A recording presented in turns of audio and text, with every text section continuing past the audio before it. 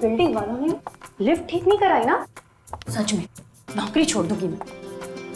8वां माला और चलता है, कैसे समझ में आएगा इन लोगों को।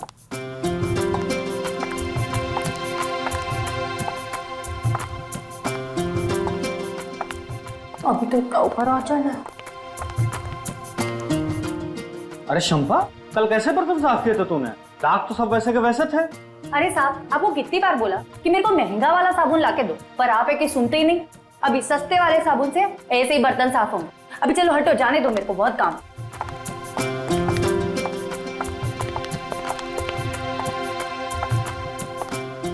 पहुंच गई।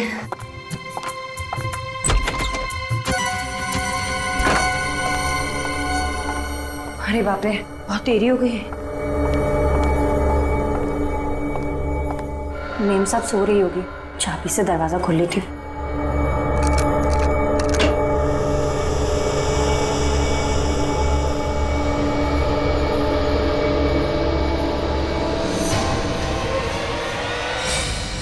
यहाँ कहाँ से आ गई?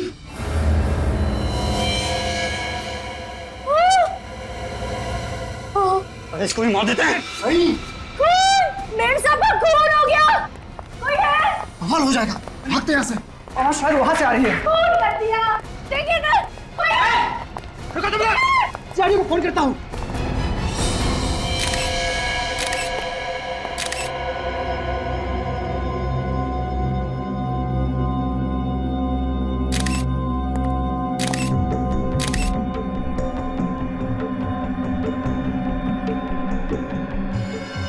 गोली कान के पीछे मारी गई है। चाहते तो गोली सीने पे भी मार सकते थे, कान के पीछे गोली क्यों मारी? हम कोई प्रोफेशनल खूनी नहीं है सर, निशाना चूक गया। क्यों मारा निष्ठा को? निष्ठा हमारी कजिन थी। निष्ठा आप लोगों की कजिन थी, तो फिर मारा किस लिए? अगर नहीं मारते तो और क्या करते सर, और कोई चारा भी तो नहीं था हमारे पास। आ रही हूँ। आई। अरे तुम लोग आ गए, मैं तुम लोग का ही इंतजार कर रही थी। आओ। खुश लग रही है निष्ठा। इतने पैसे मिलने के बाद तो कोई भी खुश होगा। अरे मैं तो मजाक कर रहा था। अरे देखे तो सही, निष्ठा दीदी ने खाने में क्या बनाया है। इतनी तकलीफ उठाने की क्या जरूरत थी निष्ठा? इसमें तकलीफ की क्या बात है? तुम लोग इतने सालों बाद घर आए हो, थोड़ी खातिरदारी तो बनती है। वो तो है। वैसे भी पैसों के लिए रिश्ते थोड़ी तोड़ जाते हैं। ये बात तुमने 16 ने सच कही। पैसे रिश्तों से ज्यादा अहम थोड़ी ना है। अगर तुम वाकई ये सोचती हो कि पैसे रिश्तों से ज्यादा अहमियत नहीं रखते हैं, तो हमें हमारा हिस्सा क्यों नहीं दे देती हो? हिस्सा? कौन सा हिस्सा? अब तो कोर्ट भी मान चुका है कि तुम लोगों का उस जमीन में कोई हिस्सा नहीं है। कोर्ट तो ना समझ है, फैसला तो हम करेंगे। कैसा फैसला? अभी पता चल जाएगा, अभी और इसी वक्त। मतलब तुम लोग नाटक कर रहे थे? तुम लोग यहाँ मुझसे सुलह करने नहीं, बल्कि मुझसे मेरा हक छीनने आए हो। तुम्हारा हक? उस प्रॉपर्टी पे सिर्फ तुम्हारा हक नहीं है, हम सबका बराबर का हिस्सा है उसमें, समझी? नहीं, तुम लोग मुझे डरा धमका के मुझसे मेरी जमीन नहीं छीन सकते। तुम्हें मार कर तो छीन सकते हैं ना। देखो मैं चिल्लाऊंगी। भागने की कोशिश मुझे जाने दो। निष्ठा, बाय बाय। इसकी लाश को ठिकाने लगाना पड़ेगा। शर्म आनी चाहिए तुम लोगों को। थोड़ी सी दौलत के लिए अपने खून के रिश्ते की मर्यादा भूल गए। हमें क्या पता था कि हम लोग पकड़े जाएंगे। अगर हमें पहले पता होता कि सीआईडी की गिरफ्त में आ जाएंगे तो ये गुनाह कभी ना करते। तो ये सब अच्छा काम आप लोग कानून के डर से करते हो? हाँ? अपने अंदर की जमीर की कोई आवाज नहीं आती?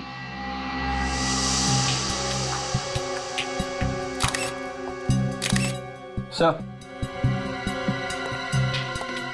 ये देखिए, गोली यहाँ पे।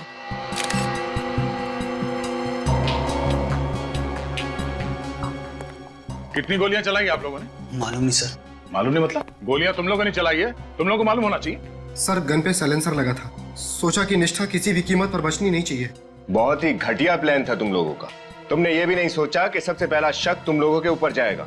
हमने तो सोचा था किसी ऐसी जगह ठिकाने लगा देंगे जहाँ से वो कभी ना मिले। और जब वो कई सालों तक लापता रहती तो सारी जायदाद वैसे ही हमारी हो जाती। जायदाद नहीं, फांसी का फंदा मिलेगा तुम तीनों को। ले जाओ ने, चलो आइए इस तरफ, सीधा सीधा। समाज में ये गुनाहों का सिलसिला पता नहीं कब थमेगा।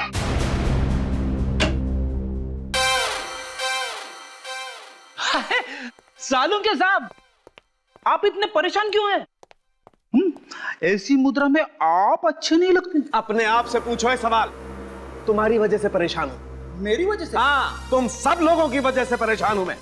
अरे किसी दिन सोचा कि चलो आज छुट्टी मना लेता हूं, अपनी गर्लफ्रेंड के साथ जाकर के पिक्चर देख लेता हूं, एक लाश भेज देते हो यहाँ पर। सालू के साहब, वाइफ के साथ फिल्म देखने का प्लान तो मेरा भी था, मगर जो काम आपको 2 घंटे में करना चाहिए था उसे आप च्युइंगम की तरह खींचते ही जा रहे।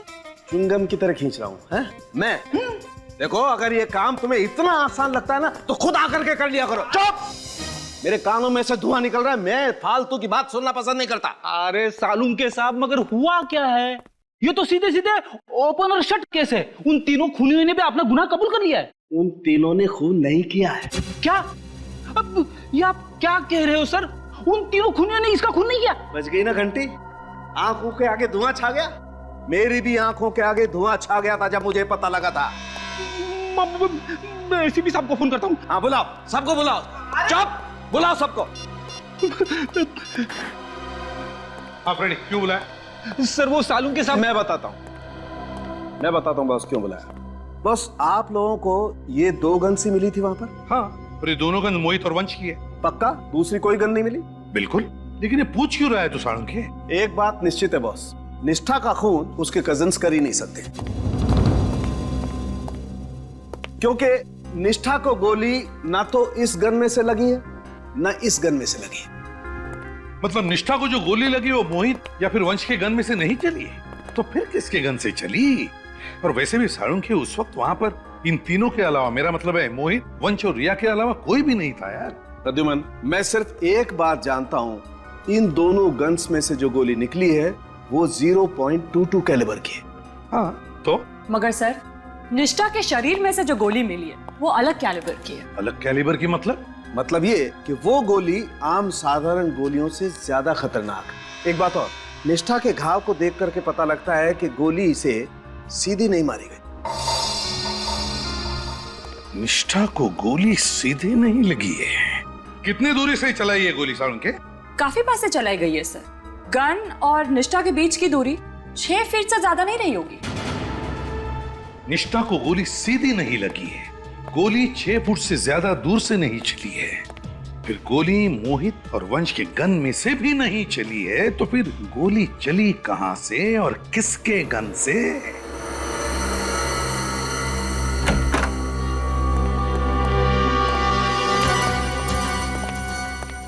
एक बात तो साफ है कि निष्ठा को लगी गोली आप लोगों के गन से नहीं चली है, किसी और गन से चली है। आप लोग अभी सोच के बताइए कि उस दिन यहाँ पे एग्जैक्टली हुआ क्या था। सर, निष्ठा यहाँ खड़ी थी और मैंने उसे पीछे से पकड़ रखा था। हाँ सर, मैंने भी इन तीनों को मेम साहब की लाश के साथ इधर ही देखा था। अच्छा, आप लोग भी उसी पोजीशन में खड़े हो जाइए जहां से आप लोगों ने निष्ठा पे गोली चलाई थी। चलिए। सर, हम लोग यहाँ ऐसे बिल्कुल यहाँ पर सर हम लोग खड़े हुए थे। निष्ठा की बॉडी गिरी थी यहाँ पे और गोली उसके दाएं तरफ गर्दन के नीचे है। गोली यहाँ दीवार की तरफ से तो चल नहीं सकती, गोली आई कहां से?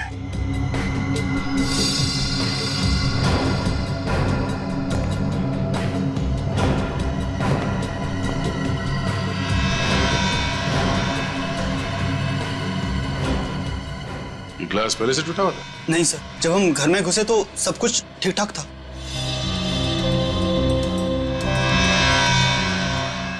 गोली के टकराने का निशान है। गोली शायद यहां से आई है, बाहर से, और यहां पे इस ग्लास से टकराई, यहां दीवार पे टकराई और फिर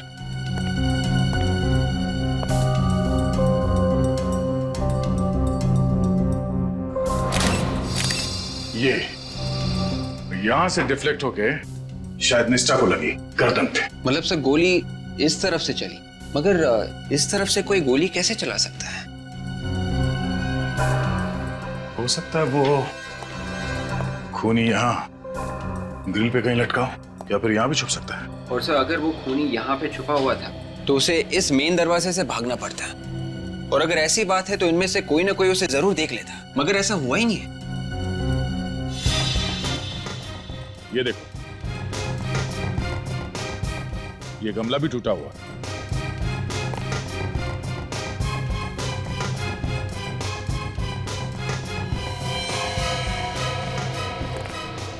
गोली का शेल। ओ, इसका मतलब है गोली यहां से चली है। लगता है कोई भरी हुई गन यहां पर गिरी, मिसफायर होकर गोली छूट गई और वहां दीवार पे, फिर वहां से उस दीवार पे और फिर वहां से डायरेक्ट निष्ठा की गर्दन पे जाके लगी। मगर सर कोई लोडेड गन ऊपर से नीचे क्यों फेंकेगा? और सर अगर गोली यहाँ से चली है तो गन तो यहीं होनी चाहिए थी, लेकिन यहाँ तो कोई गन नहीं है।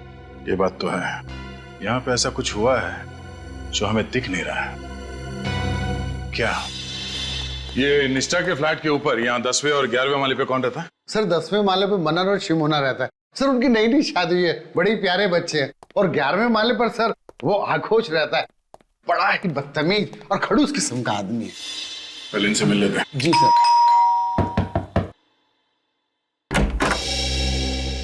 अरे सेक्रेटरी साहब आप? शिमोना जी, मैंने आपको डिस्टर्ब तो नहीं किया ना? नहीं नहीं, आइए। आइए आइए सर, हम तो बस ऐसे ही बैठे थे। आप तो जानते हैं सीआईडी से हैं। हाँ, कल देखा तो था इन्हें आते हुए। निष्ठा के साथ बहुत बुरा हुआ सर। हम आपके घर की तलाशी लेना चाहते हैं। तलाशी? हमारे घर की क्यों? अरे भाई, घबराने की कोई बात नहीं है, बस तहकीकात है। तहकीकात? कैसी तहकीकात सर? कल आप लोगों ने 3 खूनियों को पकड़ा तो था सर। वो तीनों खूनी नहीं है, खूनी कोई और है। कोई और? अच्छा ये बताइए, कल दोपहर 3 और 4 बजे के बीच आप कहाँ थे? 3 से 4 के बीच? हाँ हाँ, जिस वक्त निष्ठा का खून हुआ था उस वक्त आप कहाँ थे? आप हम पर शक कर रहे हैं? शक नहीं कर रहे, हम पूछ रहे हैं। सर आप सेक्रेटरी साहब से पूछ सकते हैं, हम कल उनके ऑफिस में ही थे। हाँ, ये मेरे ऑफिस में थे। इनके फ्लैट में पानी नहीं आ रहा था और ये चाहते थे कि मैं प्लम्बर को बुलवा के इनके वाटर सप्लाई कनेक्शन को चेक करवाऊं।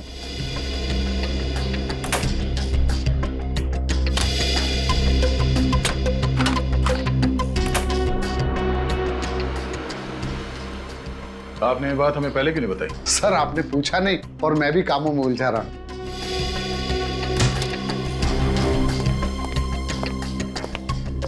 सर घर में कोई भी गन नहीं है। सॉरी आप लोगों को डिस्टर्ब किया। Thanks for the cooperation. Bye.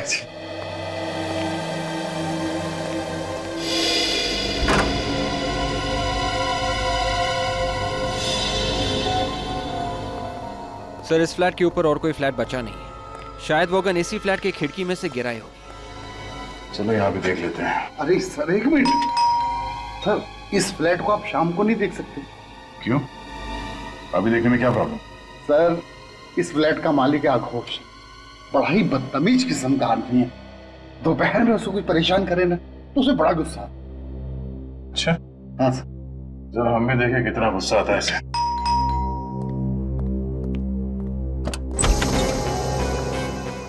कौन है आप? क्या चाहिए? बेटे आपके पापा कहाँ हैं? पापा तो कमरे में सो रहे हैं। उनसे कहो कि जागने का टाइम आ गया है। सीआईडी आइए। सीआईडी मेरे घर में? ओह, हमें तो लगा आप सो रहे हैं। मैं सो या जागो इससे तुम्हें क्या मतलब है? और तुम यूं मुंह उठा के चले आते हो। फोन करके पूछना तो चाहिए ना कि आदमी फ्री है कि नहीं। हमने कहा इनसे हमें आपके घर की खिड़की देखनी है। देखिए आप बदतमीजी कर रहे हैं, इस तरह मेरे घर पे आप घुस नहीं सकते। देखिए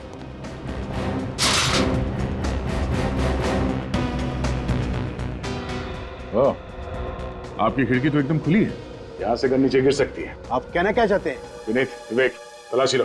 तलाशी किस लिए? अभी बताता हूँ।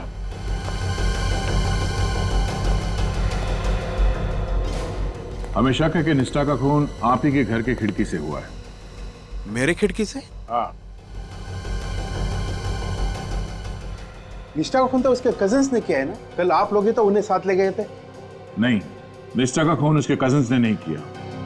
किसी ने एक भरी हुई गन ऊपर से नीचे फेंकी जो निष्ठा के खिड़की पर रखे एक गमले से टकराई, ट्रिगर दब गया और उसी से निकली गोली से निष्ठा की मौत हुई है।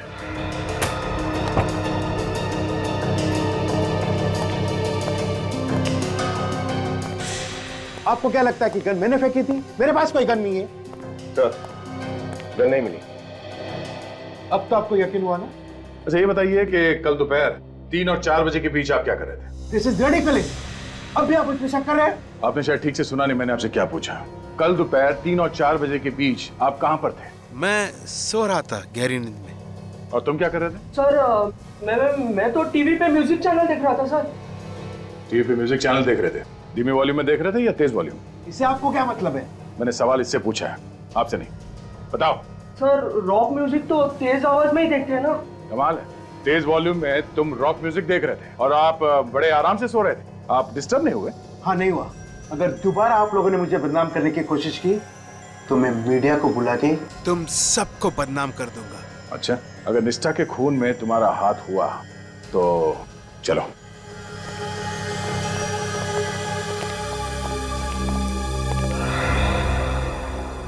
ये घर में से बाप बेटी है या कोई और भी है साथ में? देखिए सर, वाइफ तो तलाक देके पहले ही जा चुकी है।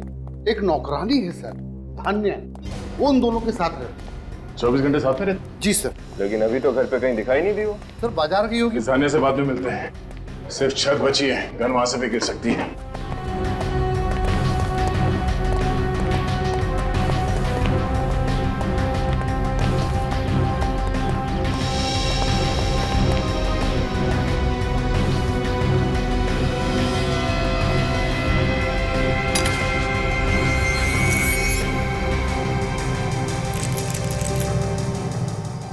ताला कब से टूटा हुआ? सर 1 हफ्ता हो गया।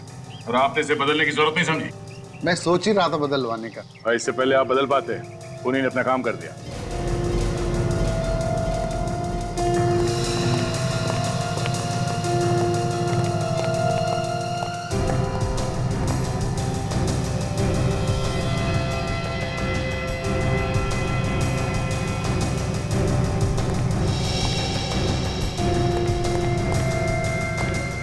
निशान कैसा? एक मिनट, अब वहीं खड़े रहिए। सर ये तो किसी के पैरों के निशान है। हाँ, पैरों के निशान हैं, मगर निशान बने किस चीज से हैं? कुछ चिपचिपा सा है। कमाल है सर, यहाँ छत पे इतने सारे पैरों के निशान हैं, मगर सीढ़ियों पे एक भी निशान नहीं मिला। सर सीढ़ियां तो रोज धुलती है ना। और छत? हफ्ते में 1 बार। ये निशान यहाँ इस तरफ दीवार की तरफ जा रहे हैं, मगर ये निशान वापस नहीं आ रहे। शायद वो गन यहीं से नीचे गिरी। निष्ठा की खिड़की यहाँ से दिख रही है, गन शायद यहीं से नीचे गिरी है। मगर सर अगर वो गन निष्ठा की खिड़की में गिरी थी तो हमें मिली कैसे नहीं? लगता है जब निष्ठा की मौत से नीचे भगदड़ मची और लोग इकट्ठा हुए, भीड़ का फायदा उठा के खूनी ने गन गायब कर दी होगी। सर अब सर यहाँ भी एक गोली मिली। निकालो से।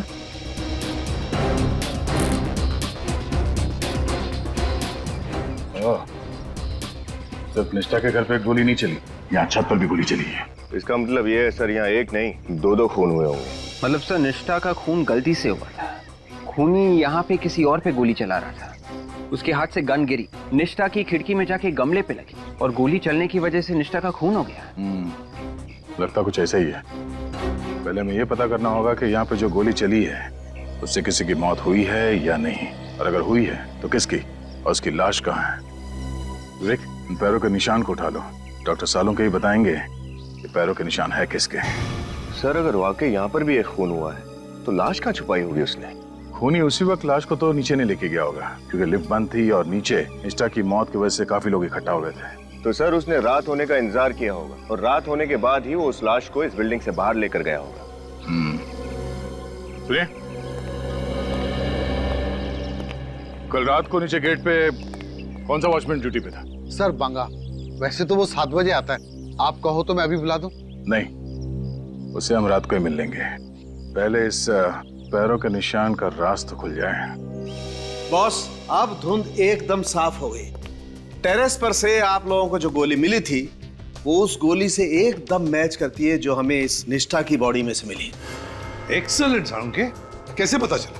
दोनों गोलियां 9 mm की, और दोनों गोलियों पर जो गन की बैरल के खास निशान होते हैं वो मैच करते हैं। इसका मतलब साफ है बॉस, दोनों गोलियां उस एक ही गन से चली। सर गोलियों का राज तो साफ हो गया, पर छत के ऊपर से जो चिपचिपे पैरों के निशान मिले थे, वो चिपचिपी सी चीज क्या है, कुछ पता चला? हाँ, मैं दिखाती हूँ, प्लीज आइए।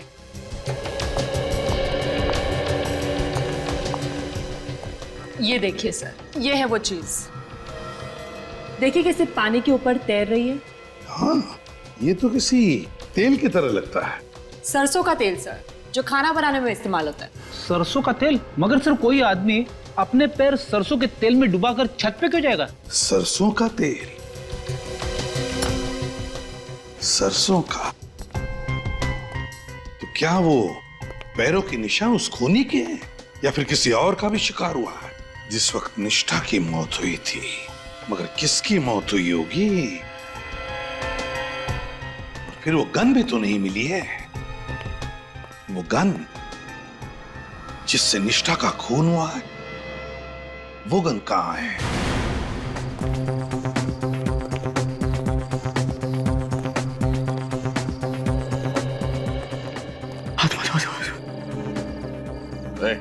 आत्मा बचाओ बचाओ बचाओ।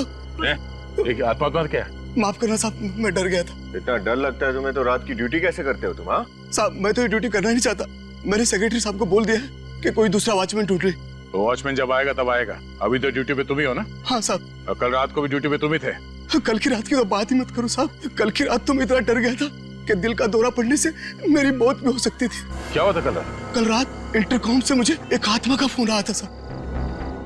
ये आत्मा की रट लगाना बंद कर दो, समझे? कोई आत्मा नहीं होती, सिर्फ इंसान होते हैं। अच्छे इंसान, बुरे इंसान, बस। मैं अपनी माँ की सौगंध खा के कहता हूँ साहब, कल फ्लैट नंबर 900 से मुझे फोन आया था। हाँ, फोन आया तो क्या हुआ? इसमें इतना घबराने वाली कौन सी बात है? घबराने की बात तो है ही साहब। जब से ये बिल्डिंग बनी है तब से फ्लैट नंबर 900 खाली पड़ा है। फ्लैट नंबर 900 खाली पड़ा? हाँ साहब। और तुम्हें पूरा यकीन है कि फोन फ्लैट नंबर 900 से आया था? हाँ साहब। वो आत्मा मुझे बोली, भाग जा ऐसे, चला जा, नहीं तो तेरा हलवा बना दूंगी। और तुम डर गए और यहाँ से भाग गए? हाँ? नहीं तो क्या करता साहब, जान तो सबको प्यारी है। मैं तुरंत सेक्रेटरी साहब के पास गया और उनको बोला कि कोई दूसरा आदमी ढूंढ ले। तो फिर आज क्यों आया ड्यूटी पे? जब तक कोई दूसरा आदमी नहीं मिल जाता, इस आत्मा को तो मुझे ही झेलना पड़ेगा ना। तुम्हें उस आत्मा ने फोन नहीं किया है, खूनी ने फोन किया तुम्हें। उसने तुम्हारे इस डरपोकपने का फायदा उठाया, तुम्हें यहाँ से भगाया और फिर उस लाश को बिल्डिंग से बाहर ले गया। लाश? किसकी लाश साहब? किसकी लाश ये तो मालूम नहीं, पर यह बात तय है कि निष्ठा के खून के अलावा कोई ना कोई और जुर्म भी हुआ है इस बिल्डिंग में। फ्लैट नंबर 900 की चाबी है ना तुम्हारे पास? चाबी तो है साहब, लेकिन मैं वहां अकेला नहीं जाऊंगा साहब, अकेला नहीं जाऊंगा। तुम्हें कौन कह रहा है अकेले जाने के लिए? विवेक, और फ्लैट में जाकर चेक करो। चलिए। हाँ सर। जल्दी चलिए।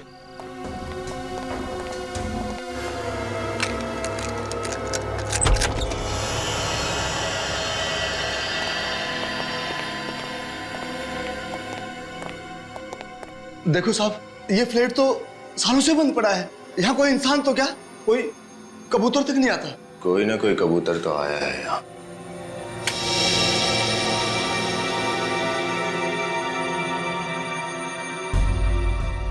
फ्लैट की तो लाइट चालू है। ये रहा इंटरकॉम। इसी इंटरकॉम पे सब हो रहा था।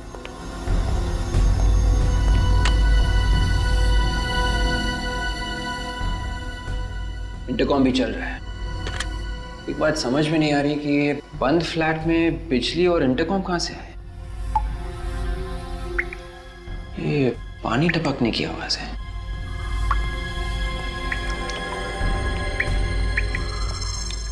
ये पानी कहां से टपक रहा है?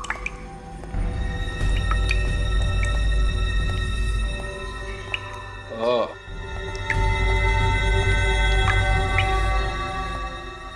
कमाल है, पानी भी चालू है।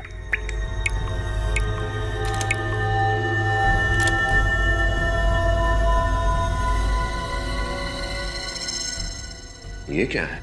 विवेक,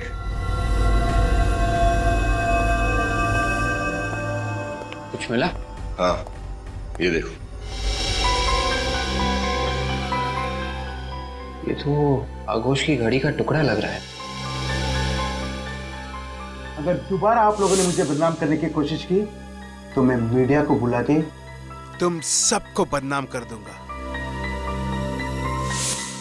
ये तो आगोश की घड़ी का टुकड़ा ही होगा। मुझे भी यही लगा था। मैं दया सर को फोन करके इन्फॉर्म करता हूँ।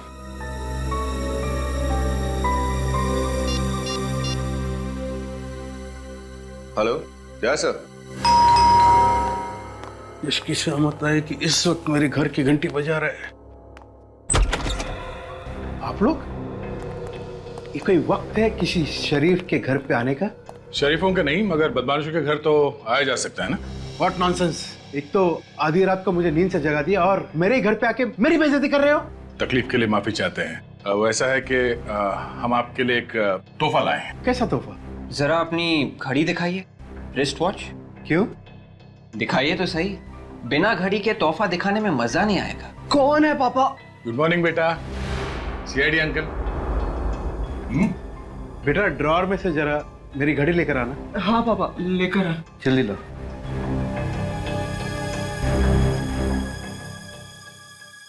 ये लीजिए पापा। ये लीजिए। अब तो बताइए कि तोहफा क्या है? ये रहा आपका तोहफा।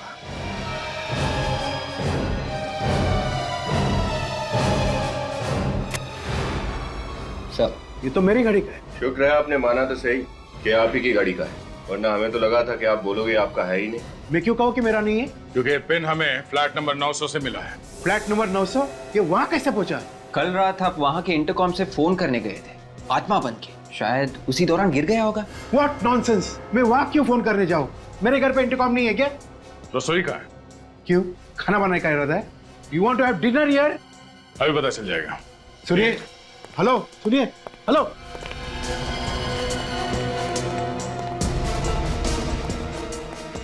सरसों के तेल का डब्बा का है। ऑफिसर, अरे सीरियस? रात को 1 बजे किसी अजनबी के घर पे आप क्या खाना बनाओगे? हाँ, क्यों नहीं। वैसे भी आपने अभी तक मेरे हाथ का बनाया खाना खाया किधर है? और जो एक बार दया सर का बनाया हुआ पकवान खा ले, उसका जीवन सफल हो जाता है। सर, ये रहा सरसों का तेल। सैंपल ले लो। क्या वो चीज? तेल खत्म होने वाला है, इस महीने का राशन नहीं मंगाया अब तक? वो अरे विनीत, ऐसी क्या बातें कर रहे हो? हाँ? राशन तो मंगाया होगा।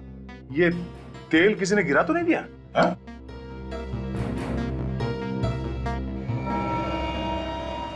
ये यहाँ पे देखो, कुछ चमक है यहाँ पर।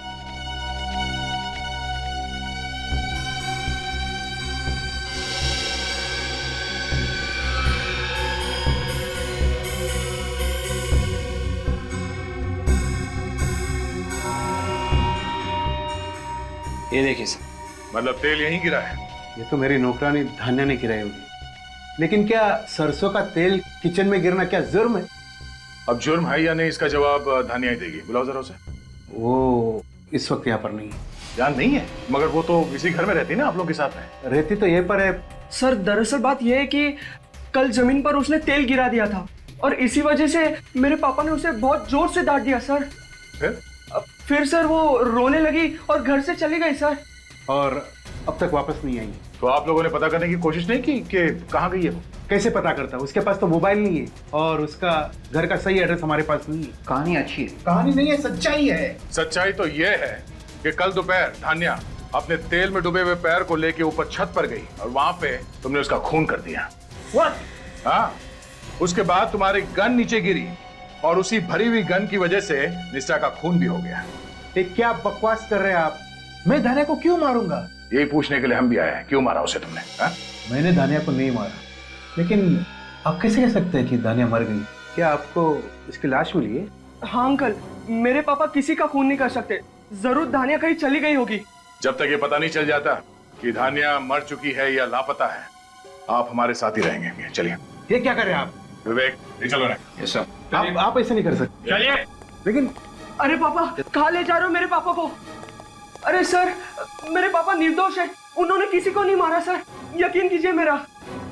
देखो बेटा, अगर आपके पापा निर्दोष हैं तो उन्हें कुछ नहीं होगा। मैं खुद उन्हें छोड़ जाऊंगा, ठीक है? बताइए आगोश जी, सारे सबूत तुम्हारे खिलाफ है, क्या कहते हो? बताओ। सर, आप मेरा लाई डिटेक्टर टेस्ट करा लीजिए। मैं सच में नहीं जानता कि धान्या कहाँ। अच्छा, वो झूठ बोल रहा है साहब। वही हमेशा धान्या को डांटते फटकारते रहता था, उसी ने धान्या को कहीं ना कहीं ठिकाने लगा दिया होगा। ये बात आप इतने यकीन के साथ कैसे कह सकते हैं? मगर शंपा को तो कुछ और ही कहना है। सर, आप एक नौकरानी पे यकीन कर रहे हैं? वो नौकरानी संपा का दिमाग खराब हो गया, कुछ भी अनफसनफ बक रही है। सर, मैं तो एक शरीफ और इज्जतदार आदमी हूँ, मैं ये सब क्यों करूँ? मान लिया कि आप एक शरीफ और इज्जतदार इंसान हैं, लेकिन हम आपकी बातों पर यकीन क्यों करें? सर, मैं अपनी बेटी की कसम खा के कह रहा हूँ कि खून मैंने नहीं किया। और धान्या कहाँ है मुझे नहीं मालूम। एक बात बताइए, आपकी वो टूटी हुई घड़ी, मेरा मतलब उस घड़ी की चाबी वो फ्लैट नंबर 900 में कहां से पहुंच गई? सर ये बात तो मेरे भी समझ में नहीं आ रहा है कि मेरी घड़ी की पिन वहां पहुंची कैसे। सर लगता है खूनी ने पहले इनकी घड़ी चुराई और फिर वही घड़ी की चाबी लेकर फ्लैट नंबर 900 में फेंक दी होगी। और फिर इंटरकॉम पर सिक्योरिटी गार्ड को डरा दिया और फिर वही टूटी हुई घड़ी लेकर आगोश के घर में वापस रख दी। आगोश, ये धानिया की किसी दोस्त या रिश्तेदार का पता मालूम है तुम्हें? सर मैंने तो कभी उससे पूछा नहीं, उसने कभी बताया। धानिया के गांव के बारे में कुछ पता है? उसने कभी कुछ बताया हो? सर वो बुढ़ा खुसट दिन रात उससे काम करवाता रहता था, उससे एक भी दिन की छुट्टी नहीं देता था। बेचारी गांव जाती भी तो जाती कैसे? कम से कम गांव का नाम तो पता होगा। हाँ साहब, एक बार उससे बताया तो था, माधवगढ़ नहीं, निवारी। हाँ साहब याद आया, उसके गांव का नाम था मिवारी। हाँ साहब, मिवारी नाम था उसके गांव का। मिवारी। सर। हाँ रजा, धानिया के गांव का पता चल गया, मिवारी गांव। गुड, मिवारी गांव। खूनी ने बड़ी लंबी प्लानिंग की आगोश को फंसाने के लिए, लेकिन अब गांव का नाम पता चल गया है तो सारे सवालों के जवाब धानिया के उस मिवारी गांव में ही मिलेंगे।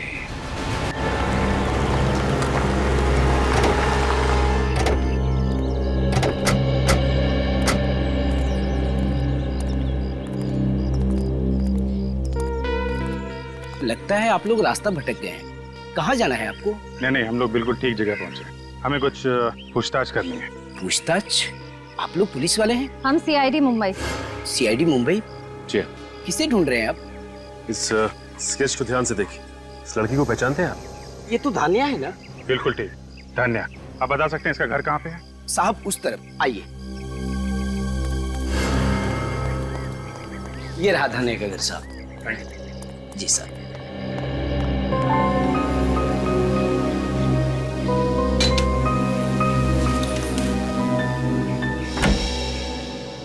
जी कहिए। धानिया है घर पे? धानिया से मिलने आए? जी। धानिया तो शहर में है, मुंबई में, पर आप लोग? हम लोग भी मुंबई से ही आए, सीआईडी से। सीआईडी? जी हाँ। कहाँ है धानिया? घर पे नहीं है क्या? आप लोग धानिया को क्यों ढूंढ रहे हैं? एक्चुअली धानिया पिछले 2 दिनों से गायब है। गायब है? जी हाँ। हमें लगा कि वो अपने गांव आ गई होगी, इसलिए हम लोग यहाँ आए। मेरी बच्ची कहाँ चले गई? कौशल्या धीरज रखो। साहब वो तो यहाँ नहीं आई। धानिया यहाँ नहीं आई? जी नहीं। पर किट्टू कहाँ है? उससे कुछ भी पता नहीं चला धानिया के बारे में। किट्टू कौन है? धानिया का पति। धानिया शादीशुदा है? हाँ, किट्टू और धानिया की शादी को पिछले महीने पूरे 2 साल हो गए। मगर किसी ने भी उसके पति के बारे में हमें कुछ नहीं बताया। पर आपको उसके गायब होने की खबर किससे मिली? आगोश से। उन्हीं के घर धानिया नौकरानी का काम करती थी, आपको तो मालूम ही होगा। मेरी बेटी और नौकरानी? ये आप क्या कह रहे हैं साहब? मैंने अपनी बेटी को हमेशा राजकुमारी की तरह रखा, उसे घर का काम कभी नहीं करने दिया। आप ये क्या कह रहे हैं कि मेरी बेटी शहर में नौकरानी का काम करती है? जो कुछ हमें पता चला है हम बस वही बता रहे हैं आपको।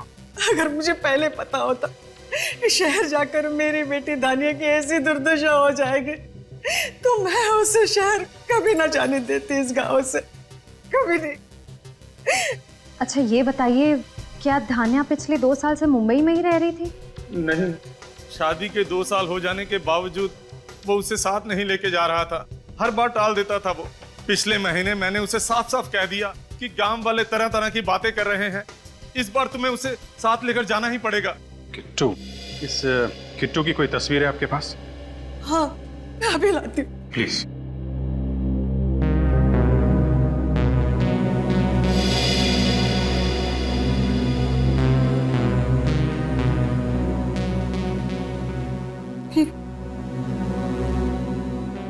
ये किट्टू है?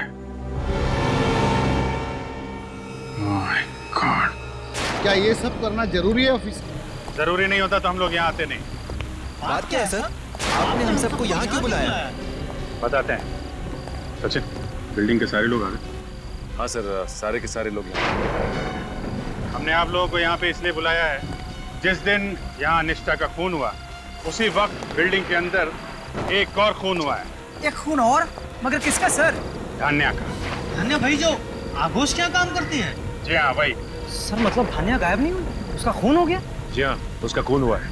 सर मुझे पूरा यकीन है उसको जरूर आघोष बाबू ने मारा होगा।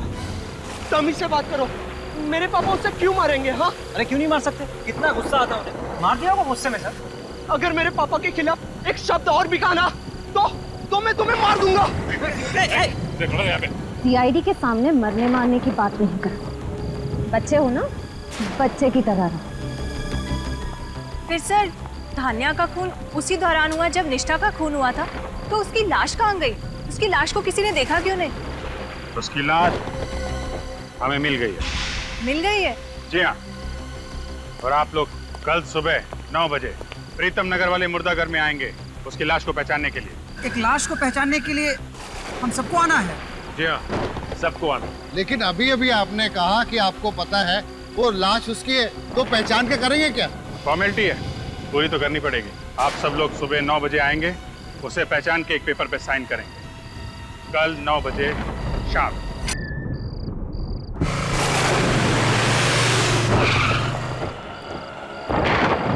सर आपको लगता है खूनी अपने जाल में फंस जाएगा? लगता नहीं है श्रेया, मुझे यकीन है, पूरा यकीन है।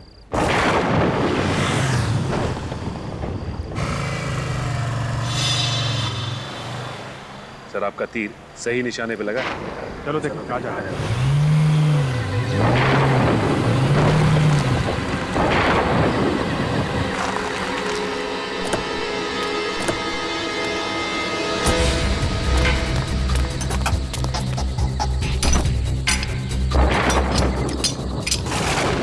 धान्या की लाश सीआईडी वालों को मिल कैसे सकती? तुमसे कोई काम ढंग से नहीं हो। मैंने तुम्हें कहा था ना उसकी लाश को यहाँ मत गाड़ो। अब यहाँ पर भी मेरी गलती है। बहस मत करो, जल्दी चलो। चल रहा हूँ ना। तुम्हें याद है ना कि लाश कहाँ छुपाई थी? हाँ जल्दी करो। हाँ यहीं पे है, जल्दी चलो।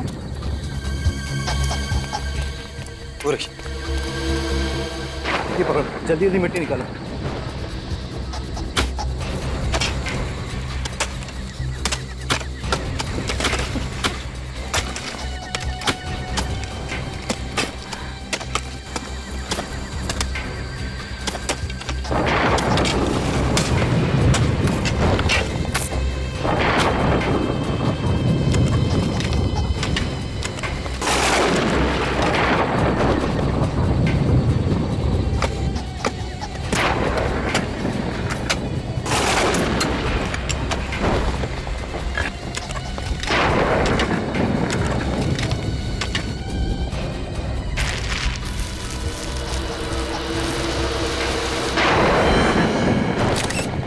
तो डर ही गई थी, लाश तो यहीं पर है। अगर लाश यहाँ है तो सीआईडी वालों के हाथ में जो लाश लगी थी वो किसकी है? वही बताने के लिए हम लोग आए हैं आप। सर आप यहाँ? धान्या की लाश मिल गई, हमने ढूंढ निकाला। हाँ सर, हम आपको बुलाने ही वाले थे। अच्छा, इन दोनों ने हमारी काफी मदद की, वरना ये केस तो सॉल्व ही नहीं हो पाता। कानून की मदद करना तो हमारा फर्ज है। अब थोड़ी मदद और कर दीजिए। हमारी गाड़ी वहाँ पे खड़ी है, अंदर जाके बैठने का कष्ट करेंगे उसमें। हम क्यों बैठे सर? अंदर तो खूनी बैठेगा ना? बैठोगे तो तुम ही, क्योंकि खूनी का नाम किट्टू है। किट्टू? कौन है सर? कमाल है सर, ये तो किट्टू को भी नहीं जानता। मैं बताता हूँ कौन है किट्टू। ये देखिए, ये है किट्टू। जाने दो, वरना तुम सीआईडी वालों की लाशें यहीं गाड़ दूंगा धान्या की लाश के साथ। अरे बाप, 2 मिनट में कानून के रक्षक से कानून के भक्षक बन गए तुम, हैं? जाने दो, मैं सच कह रहा हूँ, वरना तुम तीनों की लाशें मैं यहीं गाड़ दूंगा। वरना? वरना? वरना मारोगे हमें? हाँ।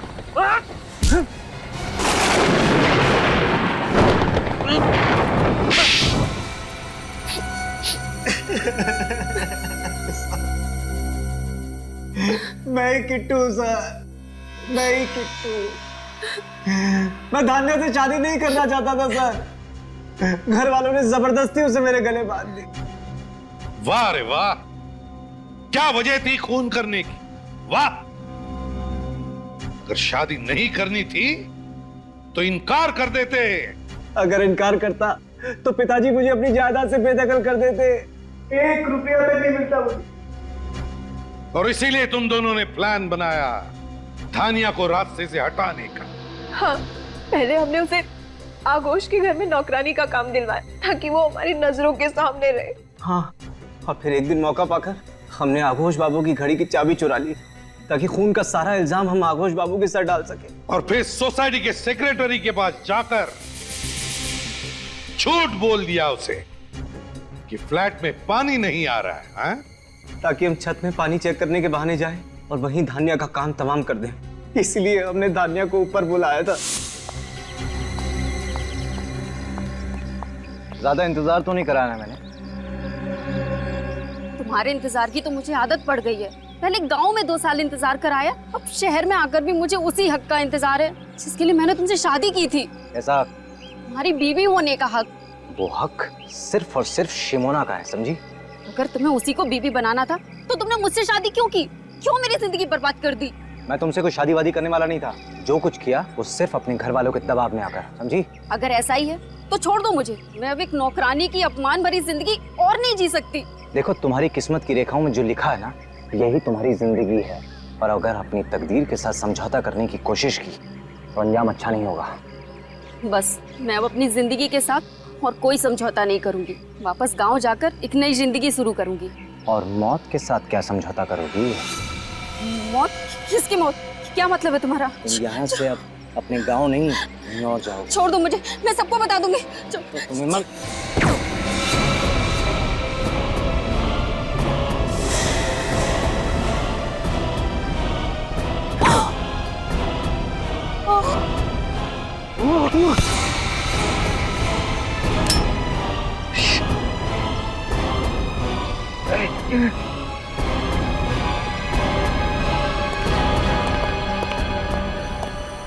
ना ही मेरे हाथ से वो गन गिरती और ना ही निष्ठा का खून होता।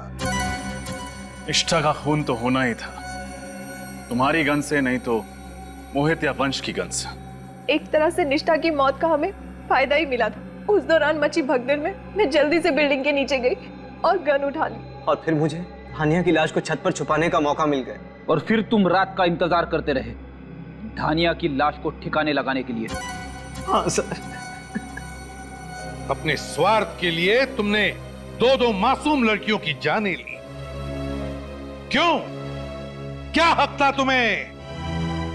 उनकी जान लेने के बजाय अपने माँ बाप को यह कहने की हिम्मत दिखाते कि तुम्हें शिमोना से ही शादी करनी थी, तो शायद आज तुम दोनों की जिंदगी खुशहाल होती।